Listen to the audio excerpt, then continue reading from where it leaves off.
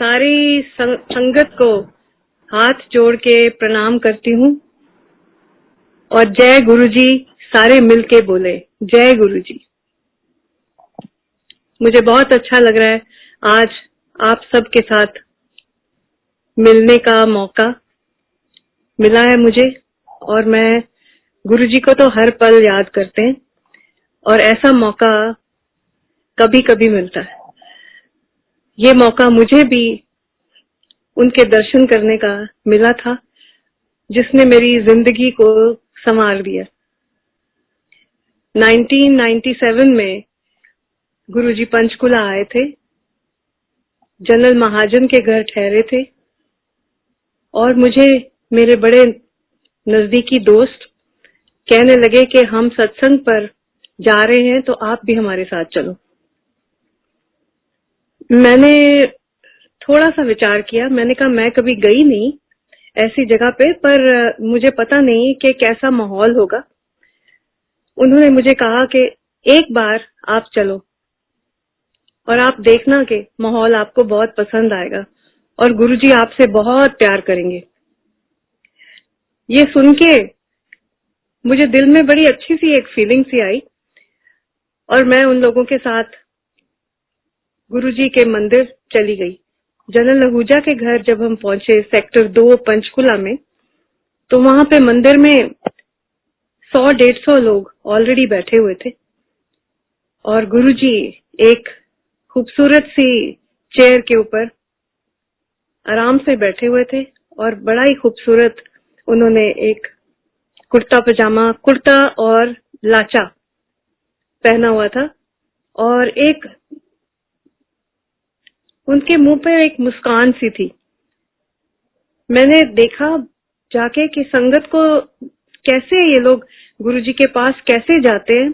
मैं एक साइड पे खड़ी होके देख रही थी तो मुझे एकदम से ऐसे लगा कि जैसे गुरुजी किसी की तरफ इशारा कर रहे हैं कि अंदर आ जाओ। मैं अभी दरवाजे पे थी, मुझे लगा कि किसी की तरफ इशारा कर रहे हैं और उनको बुला रहे हैं। मैंने देखा कि और तो कोई खड़ा नहीं था, मैं खड़ी थी और मेरे 2-3 मित्र जो मेरे साथ गए थे वो मेरे पीछे थे। तो वो मुझे कहने लगे गुरुजी आपको बुला रहे। तो मैं बड़ी घबराई, थोड़ी नर्वस थी कि पहली बार सत्संग में आई हूँ और कैसे जाना होता है, कैसे यहाँ का माहौल कैसा होता है और कैसे सारे रिचुअल्स होते हैं। मैं सीधी गुरुजी के तरफ चलने लग पड़ी। अपने आप ही मेरे को जैसे कोई चीज खींचती चली जा रही थी और मैं उनके पास जाके खड़ी हो गई। मैंने देखा था कि एक मेरे से पहले एक आंटी वहां आके उन्होंने प्रणाम किया, गुरुजी के चरण स्पर्श किए और वो फिर जाके संगत में बैठ गई। मैंने भी माथा टेका जैसे हम गुरुद्वारे के बीच में माथा टेकते हैं। मैंने माथा टेका तो मैं उठने लगी तो गुरुजी ने मेरे को बोला, डॉली आंटी इधर बैठ जा। मैं बड़ी हैरान हुई कि गुरुजी को मेरा नाम कैसे पता है।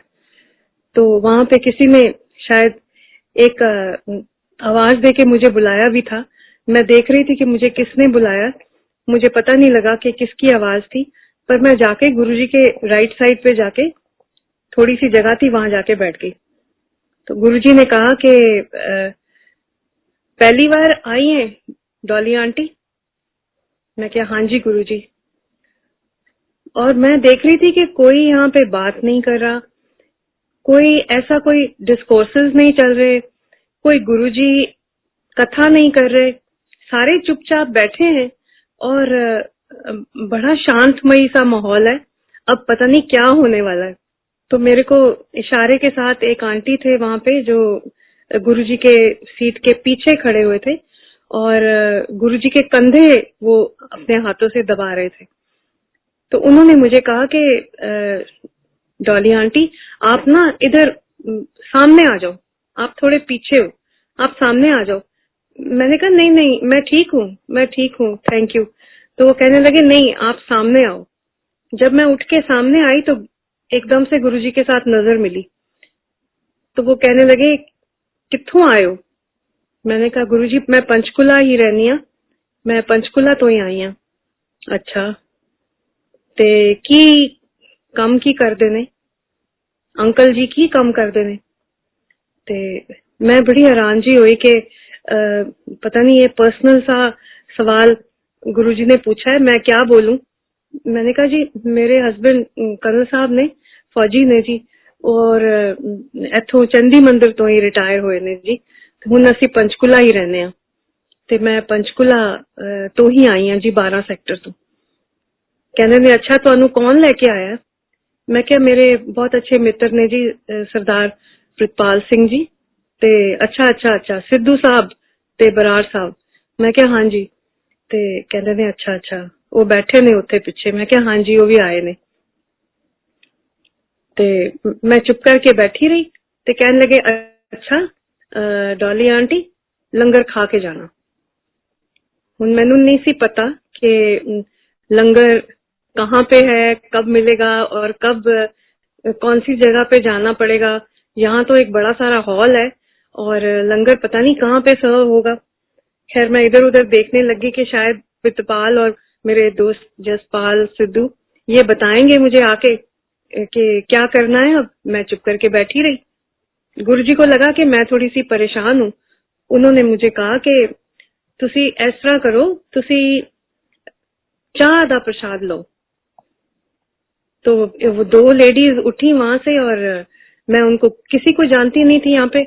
मुझे लगा कि शायद चाय की सेवा करनी है तो शायद खुद उठ के जाना है, कोई रसोई घर है या कुछ ऐसे है। तो मैं उठ के उनके साथ खड़ी हो गई। मैंने कहा मैं हेल्प करूं। तो वो कहने लगे नहीं नहीं असी अपने आप करांगे, तुसी बैठो। तो झट ट्रेस के बीच में चाय आ गई और कितने सारे ग्लासेस के बीच में सबको चाय सर्व हो रही थी। सर्दियों के दिन थे, तो सबने चाय पी और फिर सारे बैठ गए। फिर एक दो लोग आए अंदर और उन्होंने आके गुरुजी को प्रणाम किया, चरण स्पर्श किया और कहने लगे हम लुधियाना से आए हैं। तो गुरुजी ने उनका नाम लिया और बोला कि बैठो बैठो आओ बैठो। ते वो लड्डुओं के डब्बे लेके आए थे। उनके घर में कोई बेटा पैदा हुआ था तो वो खुशी मना रहे थे और उन्होंने लड्डू गुरुजी के आगे रखे।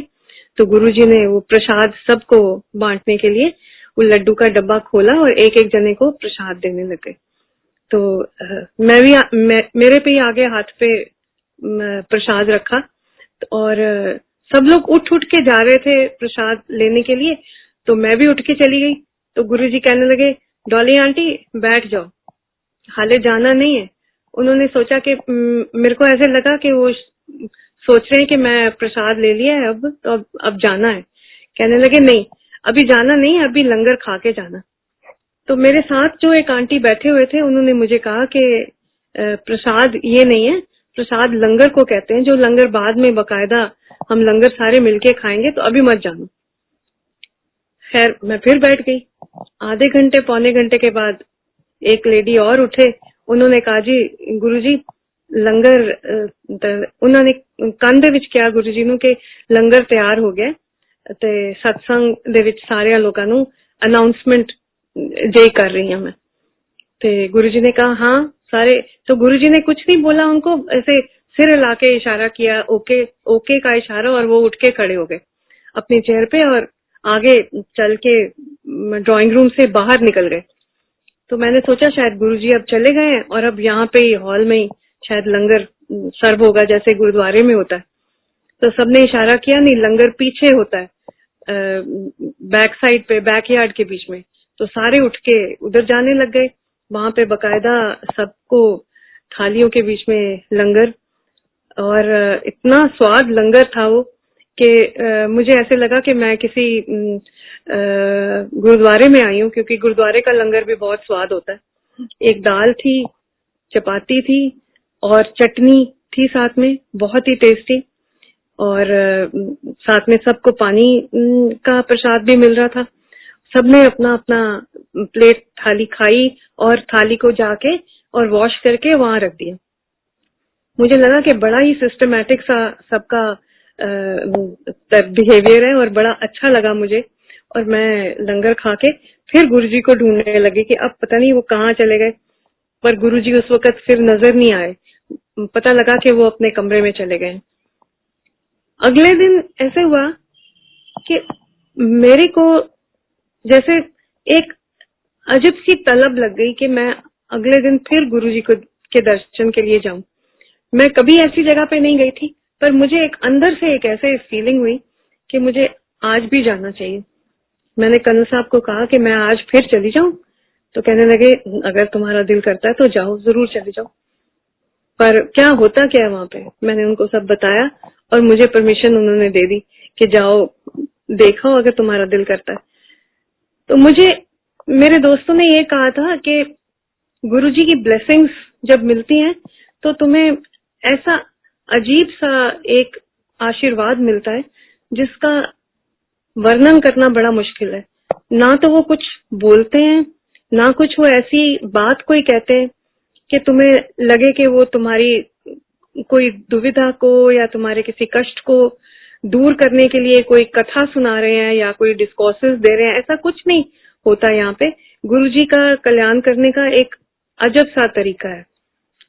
तो उससे पहले मैं अपने बेटे को, मेरा बड़ा बेटा रूमेटॉइड आर्थराइटिस के साथ बीमार हो गया था, तो मैं उसको कनाडा अमेरिका ट्रीटमेंट कराने के लिए लेके गई थी। काफी कष्ट उसने सहा था, तो मेरे मन में था कि किसी तरह मेरा बेटा ठीक हो जाए। ये बात मेरे दोस्तों को भी पता थी कि मेरे मन में एक बहुत अशांति है इस बारे में कि मेरा बेटा ठीक से चल नहीं सकता, आर्थराइटिस हो गया उसको, इतने छोटे से बच्चे को 9 साल की उम्र में बुखार हो गया था और अब वो 15-16 साल का हो गया है। तो कैसे जिंदगी कैसे होगी। तो मेरे दोस्तों को मेरी ये प्रॉब्लम पता थी। उन्होंने कहा कि एक बार गुरुजी से आशीर्वाद लो, हो सकता है उनका प्रताप हो और उनका कोई ऐसा करिश्मा हो जाए कि तेरे बेटे को आशीर्वाद मिल जाए। सो माँ की ममता जाग जाती है उस वक्त कोई ऐसी बात बोले। मैंने कई और तरीके इस्तेमाल भी किए थे, कई डॉक्टर बदले थे, कई अस्पतालों के बीच में इलाज करवाया था, पर मेरा मन फिर भी अशांत था क्योंकि अपने बेटे को तकलीफ में देख के मुझे बिल्कुल अच्छा नहीं लगता था। किसी तरह उसका रोग ठीक हो जाए और वो चलता फिरता नजर आए। तो गुरुजी के पास आने का ये कारण बन गया कि मुझे लगा कि गुरुजी मुझे आशीर्वाद देंगे और मेरा बेटा ठीक हो जाएगा, तो मैं उसके लिए कुछ भी करने को तैयार हूँ। अगले दिन जब मैं गुरुजी के मंदिर में पहुंची तो गुरुजी अभी ड्राइंग रूम में बैठे ही नहीं थे, बाहर ही मिल गए। वो बाहर संगत के साथ बातें कर रहे थे किसी के साथ और वहां ही टहल रहे थे। जब मैं गई तो मैंने प्रणाम किया, चरण स्पर्श किया गुरुजी को और मैं कुछ बोल नहीं पाई। मुझे बोलने का कोई तरीका भी नहीं पता था कि यहाँ कैसे बोला जाता है। तो गुरुजी कहने लगे डॉली आंटी आ गई हैं। मैं क्या हाँ जी गुरुजी। तो कहने ने आओ अंदर बैठो। तो मेरे साथ साथ ही गुरुजी आगे मुझे ले गए, आगे आप चलने लगे, मैं उनके पीछे पीछे चलने लगी। तो मुझे बिल्कुल अपने पास तक कुर्सी तक ले गए जहाँ पे और लोग ऑलरेडी बैठे हुए थे। तो मुझे अपने साइड पे लेफ्ट साइड में बिठा लिया और कहने लगे कि अंकल जी नहीं आए। मैं क्या नहीं कर्नल साहब ते नहीं आए गुरुजी। ते कहने कोई गल नहीं फौजी भी आ जाएंगे। तो कहने लगे कि जनरल महाजन भी फौजी ने, उन्हों का घर है ते मैनू नहीं सी पता कि किदा घर है। तो उस दिन गुरुजी ने मुझे कहा डॉली आंटी कोई गाना सुना दे। मैं उस दिन और भी हैरान हो गई कि गुरुजी को कैसे मालूम है कि मैं गाना गाती हूँ। तो कहने लगे कि मेरे को एकदम से मैं थोड़ी नर्वस हो गई कि मंदिर का माहौल है और यहाँ पे मैं क्या गाऊं, और मैं कोई भजन गाऊं कि मैं कोई शब्द गाऊं, क्या क्या गाऊं। तो गुरुजी आगे से कहते हैं तू ना कोई पंजाबी गीत सुना दे। मैं बहुत हैरान हुई, मैं गुरुजी की तरफ देखने लगी और मेरे मुंह से एकदम निकला हो गुरुजी पंजाबी गीत। तो कहने लगे हाँ पंजाबी गीत लौंग गवाचा गा दे। तो मैं बड़ी हैरान हुई, मैंने कहा पता नहीं गुरुजी क्या बात कर रहे हैं, मेरा कहीं मजाक तो नहीं उड़ा रहे। तो एक आंटी थे वहां पे, उन्होंने कहा कि नहीं गुरुजी सब सुन लेंदे ने, गुरुजी जो कहंदे ने ओही भजन कीर्तन बन जांदा है और असी सारे बहुत एंजॉय करांगे। डॉली तू बेझिझक होके गा। तो एक आंटी फटाफट एक ढोलक निकाल के ले आए, मेरे हाथ में ढोलक पकड़ा दी मैंने ढोलक अपने आगे रख के मैंने लौंग गवाचा, पूरा गाना गाया। और गुरुजी ने मेरे को बोला कि तू ना बस गांधी रह, तू बस गांधी रह डॉली आंटी। मैं क्या थैंक यू गुरुजी, तुसी मैनू क्या है गान नू, ते मैं बहुत खुश हो गई हाँ, क्योंकि मैनू गाना बहुत अच्छा लगता है। कोई गाने वास्ते कहे ते मेरे को तो रुकिया ही नहीं जाता, कहने ने नहीं तू रुकना ही नहीं, तू गांधी रहना। उस तो बाद मैं थोड़ी देर दे बाद लंगर दा टाइम हो गया, ਅਸੀਂ लंगर खाया और सारे इधर उधर हो गए। हुण एक दिन दे विच ही ऐसा माहौल कुछ बन गया, मैनू समझ ही नहीं आया कि ए लोग मेरे ना वाकिफ हुंदे भी मेरे सारे वाकिफ बन गए। और ऐसे लगा कि जैसे सारे ही दोस्त हैं, हम लोग सब एक ही थॉट के और एक ही फीलिंग के साथ गुरुजी के पास आए हुए हैं उनसे आशीर्वाद लेने के लिए। तो हमारा सबका मन एक जैसा था, इमोशनली बाउंड होते हैं जैसे। और सारे मेरे दोस्त बन गए, सारे अंकल, सारे आंटियां, सारे बच्चे।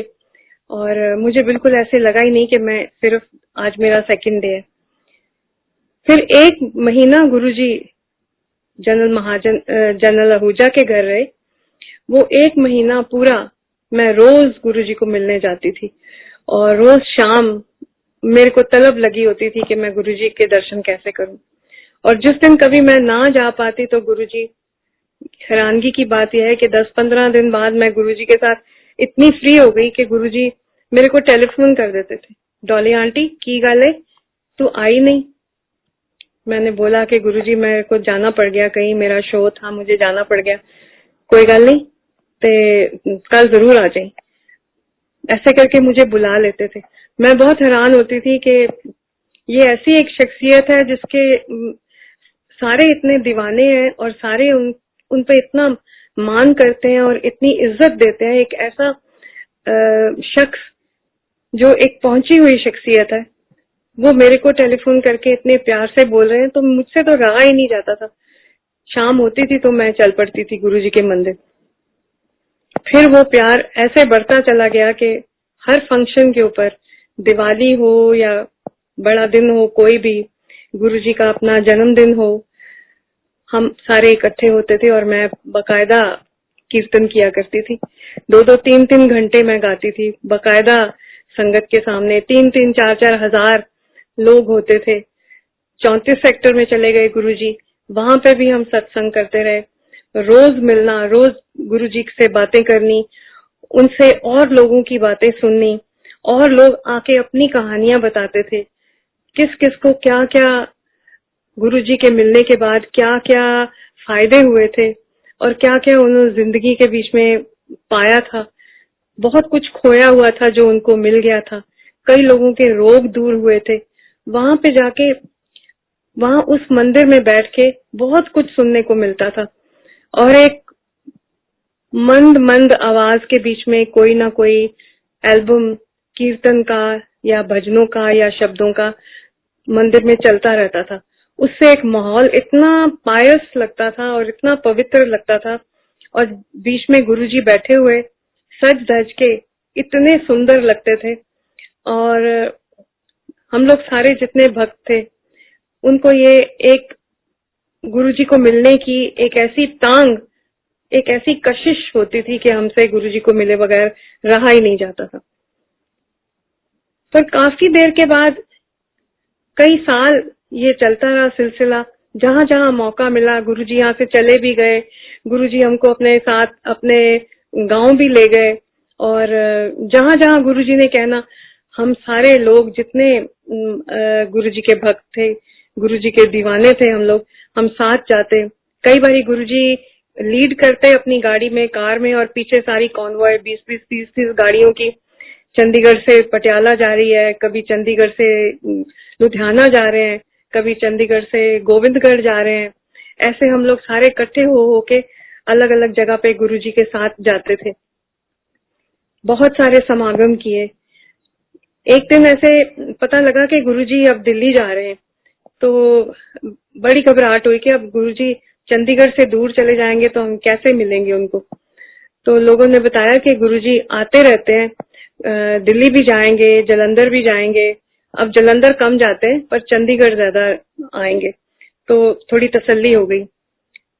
तो जब दिल्ली जाने की बात हुई तो मुझे थोड़ी सी ऐसे लगा कि थोड़ा दूर है, तो मैं रेगुलरली तो गुरुजी को मिल नहीं पाऊंगी। तो दिल्ली सुधा आंटी के घर पहला सत्संग हुआ था, तो मैं गुरुजी को मिलने के लिए गई। तो गुरुजी ने कहा, डॉली आंटी तू क्यों आ गई है? मैं कहा, गुरुजी तुहाडे दर्शन करन आई हां। तो कहने लगे, नहीं तेनू आन दी कोई लोड़ नहीं, तेरा कल्याण हो गया। हाथ उठा के उन्होंने, जैसे गुरु नानक देव जी की एक तस्वीर में वो आशीर्वाद दे रहे हैं हाथ उठा के, वैसे ही गुरुजी ने अपना राइट हैंड उठाया और ऊपर करके और मेरी तरफ देख के बोला कि तेरा कल्याण हो गया, तेनू आन दी कोई लोड़ नहीं। मेरे को पता नहीं कैसे फीलिंग हुई, एक झटका सा लगा कि अब मेरे को कह रहे हैं कि मैं ना आऊं। मैंने कहा, गुरुजी ऐसे कैसे हो सकता है कि मैं आपको ना मिलूं? कहते नहीं, इतनी दूर आने की कोई लोड़ नहीं। सो मुझे दिल्ली आने से रोक दिया, पर मेरा मन यही था कि गुरुजी को मैं मिलती रहूं, फिर भी मिलती रहूं। फिर भी हर बार कोई ना कोई फंक्शन होता तो गुरुजी मेरे को इनविटेशन भिजवा देते किसी ना किसी से कि वहां पे जाओ, वहां पे चले जाओ, आज गोल्फ लिंक्स के बीच में सत्संग हो रहा है, आज बड़े मंदिर में सत्संग होना है, या सुधा आंटी के घर होना है, और अलग अलग जगह के ऊपर फंक्शन होना है। तो अगर गुरुजी की बातें करते करते तो मैं कहीं और दूसरी दुनिया में पहुंच जाती हूँ। और मुझे कहने लगे कि अपने बेटे को लेके आओ। तो मेरा बड़ा बेटा व्हीलचेयर में था, मैं उसको मिलाने के लिए गुरुजी के पास दे गई। उन्होंने उसके सिर पे हाथ रखा और बोला कि सब ठीक है, कोई फिक्र दी गल नहीं है, बस इतना सा कहा और ज्यादा लंबा कुछ नहीं बोला। मेरे छोटे बेटे को बोला, ए बड़ा बड़ा जनरल बनेगा, जनरल साहब बनेगा। और मेरी बेटी सुनैनी को तो इतना प्यार करते थे गुरुजी कि उसके लिए रिश्ता भी ढूंढने लग गए कि इसकी शादी मैं करवाऊंगा। और सुनैनी ने उन दिनों में ऑस्ट्रेलिया जाना था स्कॉलरशिप पे, तो बोला कि इस लड़की को जाने दो, ये बहुत तरक्की करेगी पढ़ाई में। और मेरे सारी फैमिली उस गुरुजी के मंदिर में इतनी इन्वॉल्व हो गई थी कि हमारा दिल ही नहीं लगता था गुरुजी को देखे बिना। हर शाम हमारी मंदिर के बीच में ही गुजरती थी जब हम गुरुजी पंचकुला में थे। तो अब मुझे दिल्ली जाने की बात से मुझे बड़ी घबराहट हुई कि गुरुजी को मैं मिलूंगी नहीं। तो एक दिन क्या हुआ कि मेरी एक फ्रेंड है, वो दिल्ली में रहती थी, तो मैं अमेरिका जा रही थी और रात को मेरी फ्लाइट थी 2-2:30 बजे। तो मैं पहले अपनी फ्रेंड के घर गई, वहां से उसने मुझे ड्रॉप करने के लिए एयरपोर्ट जाना था। उस दिन गुरुजी का जन्मदिन था बड़े मंदिर में। तो मैंने उसको बोला मैं गुरुजी को मत्था टेक के फिर जाऊंगी फ्लाइट में। तो वो मुझे ले गई वहां पे बड़ा मंदिर के बीच में, तो कोई 15-20 हजार लोग थे और मंदिर में ऐसे था कि जैसे कोई मेला लगा हो। और गुरुजी दूर एक चेयर के ऊपर बैठे हुए थे और लोग ही लोग पंडाल में बैठे हुए थे। लाल कारपेट बिछा था, जहाँ गुरुजी की चेयर थी वहां से लेके एंट्री तक पूरा रेड कारपेट बिछा हुआ था। मैंने अपनी फ्रेंड को बोला कि मैं यहाँ से गुरुजी को प्रणाम करके फटाफट यहाँ से निकल जाएंगे क्योंकि फ्लाइट का टाइम भी हो जाएगा, ज्यादा देर रुकेंगे नहीं। प्रणाम करके मत्था टेक के चरण स्पर्श करके फिर यहाँ से चले जाएंगे। मैंने अभी लाल कारपेट के ऊपर पैर ही रखा था, गुरुजी के पास माइक था। गुरुजी ने वहां से कोई कम से कम नहीं तो 1000 गज दूर से मेरे को देख लिया और मुझे बोला, माइक के ऊपर बोला, डॉली आंटी तू कित्थों आ गई? मैं तो लाल कारपेट के ऊपर भागती भागती गुरुजी के पास पहुंच गई। मैंने जाके प्रणाम किया। मैंने कहा, आज ते गुरुजी तुहाडा जन्मदिन सी ते आज भी नहीं सी आना मैं? तो हंसने लग गए। चल बैठ जा उठे, चल जाके कीर्तन हो रहा था, कोई और लोग भजन गा रहे थे, कोई मंडली थी वो गा रहे थे, बड़ा अच्छा कीर्तन चल रहा था। मुझे कहते हैं कि चल फिर तू 2 भजन सुना दे। मैं ना कोई डायरीज लेके गई हुई थी, ना मैं तो फ्लाइट पे जा रही थी, सामान सुमून सब पैक हुआ था। मेरे हाथ में सिर्फ मेरा एक छोटा सा पर्स था, कुछ भी नहीं था मेरे पास, कोई गाने की डायरी नहीं थी, कुछ नहीं। तो गुरुजी मुझे बोला, तू जरा भजन मेरे ते लिखिया सी ना वो गा दे। मैं सोच में पड़ गई कि इतनी बड़ी संगत के बीच में गुरुजी ने मुझे बोल दिया, अब मैं कैसे गाऊंगी, मुझे तो कुछ याद ही नहीं आ रहा। मैं बड़ा अपने आप को कंट्रोल करके वो मंडली के पास जाके मैंने उनको रिक्वेस्ट की कि आप मेरे साथ संगत कर देंगे। उन्होंने कहा हाँ जी जरूर, गुरुजी का हुक्म है तो हम तो जरूर संगत करेंगे। मैं बैठ गई जाके, मैंने माइक आगे रख लिया अपने और मैंने भजन शुरू किया जो मैंने गुरुजी के लिए लिखा था। जब गुरुजी पंचकुला में थे, एक भजन मैंने लिखा था, वो गुरुजी ने रिकॉर्ड भी करवाया। चीमा स्टूडियो में बकायदा एल्बम बना वो और सबको बांटा भी गया। अब वो काफी लंबा भजन था।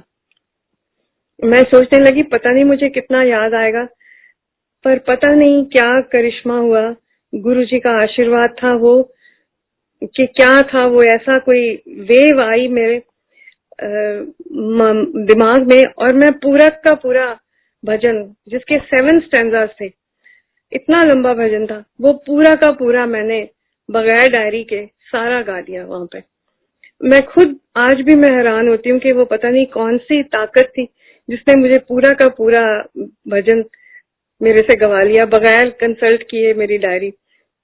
नॉर्मली ये होता है कि आप कोई भजन बार बार गाते रहो तो याद हो जाता है। वो भजन गा के रिकॉर्ड कर दिया था और वो मंदिर में बजता था। मैंने ऐसे लाइव कभी नहीं गाया था, पर उस दिन वो करिश्मा हो गया तो मुझे पक्का यकीन हो गया कि ये कोई ऐसी ताकत है जिसने मेरे से ये गवाया।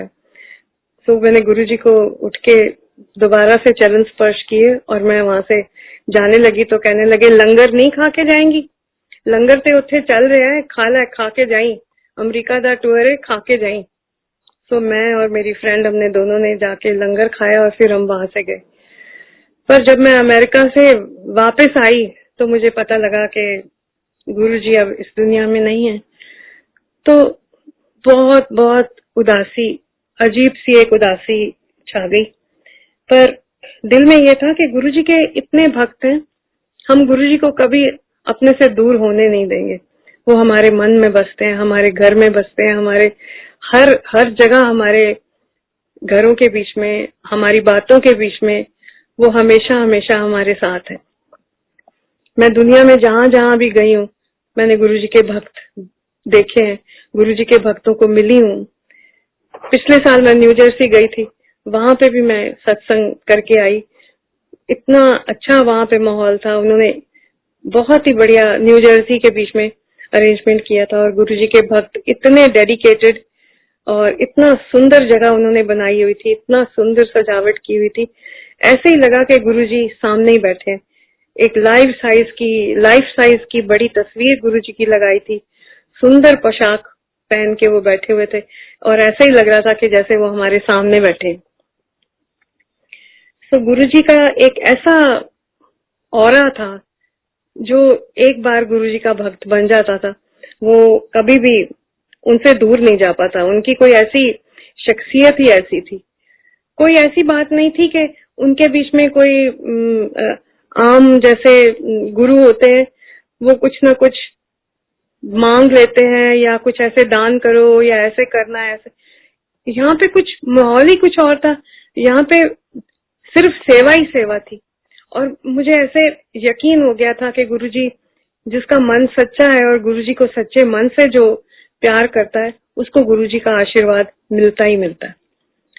सो गुरुजी के आशीर्वाद से मैं जब से गुरुजी से मिली थी तब से मेरे प्रोफेशनल कैरियर में ग्राफ मेरा ऊपर ऊपर ऊपर ही जाता गया और मैं यही समझती हूँ कि मुझे उनका आशीर्वाद मिला था। मेरे बच्चों को, मेरे परिवार को, मेरा बेटा जो बीमार था उसने बहुत अच्छी पढ़ाई करके बहुत अच्छी जॉब की, छोटे बेटे ने उससे भी अच्छी तरक्की की, सुनैनी की शादी हो गई, बड़े अच्छे घर में, बहुत खुश है और सारे परिवार को उनका आशीर्वाद मिला था। और मुझे बस उन्होंने यही कहा था कि तू गांधी रह, जितनी देर तू गांधी रहेंगी तेरा कल्याण होता रहेगा। और ये बात मेरे को उनकी इतनी ज्यादा मेरे मन के बीच में घर कर गई कि मैं कभी बीमार भी हो जाती हूँ तो मन उदास हो जाता है तो मैं कई बार कह देती हूँ बस अब नहीं मैं गाऊंगी। फिर मुझे गुरुजी की याद आ जाती है कि गुरुजी ने कहा था तू गाई जा, बस तू गाई जा। जब मिलना मेरे से गीत सुनने, पंजाबी गीत सुनने, यहाँ तक कि मैं माँ को भी एक बार ले गई। मेरी माँ इतनी मशहूर पंजाबी लोक सिंगर, और मैंने उनको बोला कि मैं गुरुजी को मिलती हूँ, मामा आप मेरे साथ चलोगे? उन्होंने कहा कि तेरी श्रद्धा है इतनी तो चल, मैं भी तेरे साथ चलती हूँ। जब मामा वहां गई तो गुरुजी ने इतना प्यार दिखाया। गुरुजी ने अपना कुर्ता स्पेशली मामा को दान गिफ्ट दिया, मामा की झोली में रखा और बोला कि अपनी बेटी नू हुन गान दो, हुन एन डॉली गाएगी। तो मामा ऑलरेडी ओल्ड हो चुकी थी, बट उन्होंने कहा कि गुरुजी मैं तो हाले भी गानी आ। कहते हाँ तू बड़ा गा लिया, हुन डॉली नू गान दे। तो मुझे शर्म सी आ गई कि गुरुजी क्या बोल रहे हैं, माँ को बोल रहे हैं तू बस कर, हुन ते डॉली नू गान दे। तो हम सारे हंसने लग गए। तो कहते ने अच्छा इस तरह कर दे, दिवाली ते दोनों मामा तिया गान गए। तो सुनैनी कहने लगी गुरुजी मैं नहीं गाऊंगी? कहते हाँ तू ही गा ली। तो हमने सब तीनों ने मिलके, मेरी माँ, मेरी बेटी और मैं, हम तीनों ने मिलके गुरुजी के मंदिर में दिवाली के ऊपर मिलके गाया। और गुरुजी ने माँ के मशहूर गाने सुने, और भक्ति संगीत तो थोड़ा बहुत हुआ पर लोक गीत ज्यादा हुए। तो आज तक जब भी कभी गुरुजी का सत्संग होता है, कहीं पे भी दुनिया में मैं जहाँ जहाँ पे भी गई हूँ, सत्संग में गई हूँ, तो मैं वहां पे गुरुजी के ऊपर लिखे हुए भजन के अलावा लोकगीत जरूर गाती हूँ। तो गुरुजी को बहुत अच्छे लगते थे। तो गुरुजी तो हमारे ऐसे लगता है रग रग में बसे हुए हैं। मेरे घर में हर जगह पर गुरुजी की तस्वीर कहीं ना कहीं पड़ी मिल जाती है, जो देख के ऐसे लगता है जैसे वो सामने ही बैठे। ऐसे तो कभी लगा ही नहीं कि वो है नहीं। तो हमने बहुत अच्छा टाइम गुरुजी के साथ गुजारा है। लोगों की बातें सुनने में कई बार बड़ी हैरानगी भी होती थी कि कैसे कैसे लोग परेशान हुए गुरुजी के पास आते थे कि डॉक्टरों ने मना कर दिया है कि अब इनका इलाज नहीं हो सकता। गुरुजी ने इधर बैठे ही उनके लिए मेडिटेशन करनी और उनको ठीक कर लेना, और डॉक्टर हैरान हो जाते थे कि ये कैसे हो गया, ये कौन सा करिश्मा है कि वो सारी तुम्हारा दुख दर्द सारा वो अपने ऊपर ले लेते थे और हमारा दुख दर्द दूर कर देते थे। ये एक बहुत बड़ी उनकी एक, क्या बोलूं, ये तो एक ऐसा कोई उनके बीच में उनको एक वरदान मिला हुआ था रब से। ऐसे लगता है कि वो रब के कोई भेजे हुए पीर थे जो हमारे पास आए थे और हम सबको आशीर्वाद देके गए। सो सत्संग करते हुए जो लोग बैठे होते हैं सारे एक दूसरे की तरफ देख रहे होते हैं कि ये कहाँ से वेव्स आ रही हैं जो सबको इन्वॉल्व करके जिसने बांधा हुआ है। कोई उठना नहीं चाहता। जब गुरुजी की बात हो रही होती है, कोई सत्संग कर रहा होता है, अपनी कहानी सुना रहा होता है, बैठ के सब इतने ध्यान से उसकी बात सुनते हैं। ऐसे ही लगता है कि जैसे ना उनकी वाइब्स जो है उनमें से वेव्स निकल रही हैं और वो हमारे तक पहुंच रही हैं। तो जब मैंने अमेरिका जाके सत्संग किया तो सारे मेरी बातें सुनने के लिए इतने ज्यादा उत्सुक थे। मेरा दिल करे कि मैं अपना पूरा दिल की बातें इन लोगों के साथ शेयर करूं कि इन लोगों ने तो गुरुजी को देखा नहीं है, हमने तो गुरुजी को चरण स्पर्श किए, गुरुजी के साथ बैठ के लंगर खाया है, गुरुजी के साथ कार में बैठ के सफर किया हुआ है और गुरुजी की छो हाथ मिली हुई है, गुरुजी के हाथ का आशीर्वाद मिला हुआ है। तो बड़ा दिल करता था कि सबको बताएं कि वो एक रब दे भेजे हुए बंदे सन जो हमारे लिए आए थे इस दुनिया में लोगों का भला करने के लिए। आप मेडिटेशन करके लोगों का भला करते थे। तो मुझे बातें करते करते इमोशनल हो जाती हूँ मैं कि मुझे उनका आशीर्वाद मिला और मैं एक बिल्कुल ऑर्डिनरी हाउसवाइफ से एक मशहूर सिंगर बन गई, जो मुझे लगता है गुरुजी की मेहर के साथ हुआ। 1997 में मैं गुरुजी को मिली थी और 99 में मेरा पहला मशहूर एल्बम जो हुआ अंबर सरे दे पापड़, वो गुरुजी को मिलने के बाद हुआ था। उसके बाद आई नेवर लुक बैक। तो मेरी दिन ब दिन तरक्की हुई और मुझे हर सांस यही लगता था कि मुझे आशीर्वाद अपने गुरु का मिला है, वो गुरु जो हमेशा मेरे मन में रहते हैं। ये किसी को बताया नहीं जा सकता कि तुम्हारे मन में क्या श्रद्धा है। एक डिवोशन जो होती है ये तुम किसी के साथ शेयर नहीं कर सकते, ये कोई दिखावा नहीं है, ये अंदर से आती है फीलिंग। और जब अंदर से फीलिंग किसी के साथ ऐसी डेडिकेशन की हो जाए, एक सिंसियर डेडिकेशन, तो आप बिल्कुल अपने आप को रोक नहीं सकते उस शख्स के साथ, उस गुरु के साथ प्यार करने को। कई बार ऐसे होता था कि गुरुजी को मिलके आते थे तो गुरुजी के चरणों के स्पर्श के बाद एक खास खुशबू जो आती है, जिन लोगों ने गुरुजी के दर्शन किए हैं, गुरुजी के मंदिर गए हैं, उनको पता होगा, एक खास वहां पे भीनी भीनी खुशबू होती है। वो खुशबू, कई बार मैं मंदिर से गुरुजी को मिलके घर आ जाती थी, आधी रात मुझे वो खुशबू आ जाती थी। मैं एकदम उठ के देखती थी गुरुजी कहाँ है, ऐसे लगता था कि मेरे आसपास हैं कहीं। और कई बार मैंने देखा कि मैं घर के अलग अलग जगह पे बैठी होती थी और कोई काम कर रही होती थी तो मुझे एकदम से वो खुशबू आती थी, एक जैसे कोई कनेक्शन बन गया था गुरुजी के साथ। कहीं पे भी बैठे हो, उनका ऑरा जो था वो ऐसा था, कहीं पे भी बैठे हो तुम उनको फील कर सकते थे। कई बार ऐसे हुआ कि गुरुजी के फंक्शन के ऊपर जाने के लिए उन्होंने मुझे कहा कि डॉली आंटी, सारे लोग अपनी अपनी गड्डियां में जा रहे ने, तू मेरे नाल आ जा। मैं गुरुजी के साथ बैठ के उनकी शेवरलेट गाड़ी के बीच में 2-3 जगह पे उनके साथ ट्रेवल किया और सारी रास्ते वो मेरे से कोई भजन या कोई गीत वो सुनते रहना उन्होंने। आज केड़ा गाना लिख के ले आई है, और मैं रातों रात गाने लिखने लग गई। मैं कई बार ऐसे होता था कि मैं रात को, आधी रात को गुरुजी की वो खुशबू आई है, उसके बाद मैं सो ही नहीं पाती थी, मैं कुछ लिखना शुरू कर देती थी, तो मेरा गीत बन जाता था और मैं अगले दिन जाके गुरुजी को सुना देती थी। तो मुझे पूछते थे आज केड़ा गीत बना के ले आई है, तो मैंने सुनाना तो ना कहना ठीक है, हुन चीमा स्टूडियो जाके इनू रिकॉर्ड करा दो। और गुरुजी ने एल्बम बनवाए और सारे संगत में वो बांटे गए, कई 2-4 हजार शायद एल्बम चीमा बाजी ने बना के दिए थे। और आज भी वो जब मंदिर में बजते हैं कि मेरे गुरु जिया होर कोई ना, सदके जा मैं वारी जा। एक ये गीत मैंने लिखा था और एक लिखा था, जेड़ा गुरु चरना विच आया ते ओदा बेड़ा पार लग्या। ए शब्द जो मैंने लिखा था, ये तो रातों रात मैंने लिखा और अगले दिन जाके गुरुजी को सुनाया जब, तो सारी संगत ने मुझे इतना प्यार किया। एक एक जने ने आके मेरे हाथ चूमे, किसी ने मेरे को किस किया मेरे मुंह पे, किसी ने मुझे सिर पे प्यार दिया जो बड़े थे। और गुरुजी ने क्या, डॉली आंटी दा जेड़ा गीत है, ए गीत ही है ना? क्या हाँ जी गुरुजी गीत है, तुहाडे ते लिखिया होया गीत है, ते ए गीत ते सारियां नू याद होना चाहिए। तो जब चीमा पाजी बना के हमने रिकॉर्डिंग की, मैंने और मेरी बेटी ने जाके स्टूडियो में रिकॉर्डिंग की, तो एल्बम फटाफट 1 हफ्ते में एल्बम तैयार हो गया था। गुरुजी ने अपने हाथ से सत्संग के बीच में एक एक जने को खुद अपने हाथ से बांटा, जैसे कि कोई प्रसाद देते।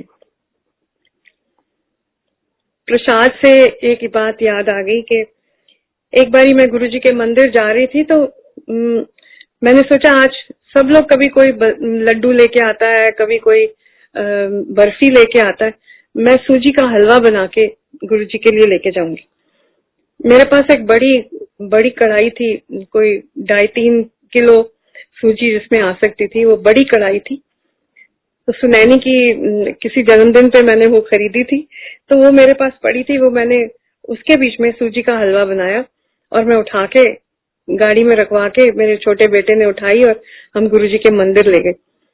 तो जब वहां पहुंचे तो मैंने सोचा ये लंगर के टाइम पे सबको सर्व किया जाएगा कि कैसे करेंगे, पर गुरुजी भोग लगाएंगे उसके बाद ही होगा। तो मेरे को आंटी ओहुजा ने बोला कि नहीं, ये जो कढ़ाई है पहले गुरुजी के पास लेके जानी पड़ेगी, गुरुजी के पास लेके जाओ और फिर उसके बाद जैसे गुरुजी बोलेंगे। तो कढ़ाई 2 जनों ने उठाई और गुरुजी के राइट साइड पे नीचे फ्लोर पे रख दी। जमीन पे रखी उन्होंने, तो बोला कि ए कित्थों आया भाई, प्रसाद कित्थों आया? तो मेरे बेटे ने कहा गुरुजी मामा बना के लाई। अच्छा डॉली आंटी बना के ले आई? तो कहते कित्थे है डॉली आंटी? मैं पीछे पीछे आ रही थी तो मैं गई तो कहने लगे सारा आपने आप बनाया? मैं क्या हाँ जी गुरुजी।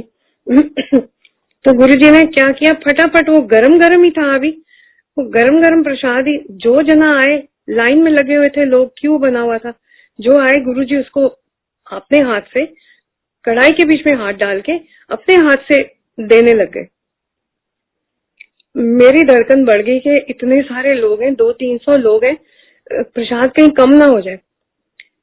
बट आप हैरान होगे सुन के कि प्रसाद कम हुआ ही नहीं। जितने लोग आए सब ने प्रसाद खाया और गुरुजी इतना भर भर के हाथ से दे रहे थे कि मैं घबरा रही थी, पर प्रसाद फिर भी सबको पूरा आया। और गुरुजी ने मुझे इतना प्यार किया, कहने लगे बहुत अच्छा प्रसाद बनाया डॉली आंटी, हुन प्रसाद फिर कदों खिलाएंगी?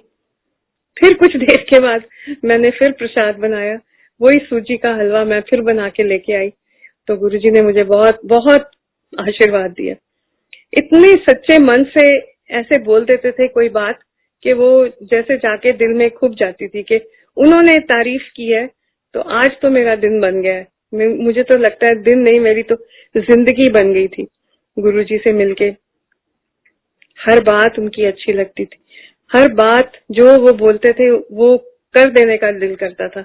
अगर उन्होंने कह दिया कि आज लंगर खा के जाना है तो कोई मतलब ही नहीं है कि कोई वहां से उठ पाए। आज चाय पी के जानी है, चाह दा प्रसाद लेके जाना है, तो किसी का मन ये कर ही नहीं सकता था कि वो चाय बगैर पिए चला जाए। कई डायबिटीज के पेशेंट्स को गुरुजी ने ठीक किया, कई कैंसर के पेशेंट्स को ठीक किया, अपनी अपनी मेडिटेशन के साथ। कोई दवाई नहीं दी, कोई ऐसा इलाज या टोटका नहीं दिया। हाँ, पर एक बात जरूर होती थी कि गुरुजी कोई गुरबानी में से कोई श्लोक जरूर बताते थे। मेरे को शुरू में गुरुजी ने बोला पाठ करनी है? मैं क्या हाँ जी गुरुजी मैनू पाठ का बहुत शौक है। मैं बचपन तो गुरबानी नाल बड़ी जुड़ी रहनी है क्योंकि मेरी माँ बहुत पाठ करती सी। ते कहने लगे अच्छा तू भी पाठ से ए श्लोक ए वाला शब्द गाया कर। मैं क्या दसो गुरुजी ने दसिया मैनू, थिर कर बैसो हर जन प्यारे, सतगुर तुमरे काज सवारे। यह बहुत गुरबानी दे विच बड़ा मशहूर शब्द है। सो वो शब्द हमेशा मेरे मन में रहता है कि गुरुजी ने मेरे को कहा था। उठते बैठते वो अपने आप ही मुंह से निकल जाता है, वो बानी याद आ जाती है। थिर कर बैसो हरजन प्यारे, सतगुर तुमरे काज सवारे। सो ऐसी ऐसी बातें वो कई लोगों को अलग अलग श्लोक देते थे। संता के कारज आप खलोया, हर कम करावण आया राम। ये भी किसी को दिया था शब्द। मैंने सुना था किसी आंटी को गुरुजी ने ये श्लोक भी बोला था। सो उनके मन में कोई ऐसी बात आ जाती थी कि आपको वो एक किसी बात में जैसे डेडिकेट होने के वास्ते कोई बात बोलते थे, तो कोई ऐसे डिस्कोर्स नहीं देते थे, ऐसे गुरबानी में से कोई श्लोक बोलते थे।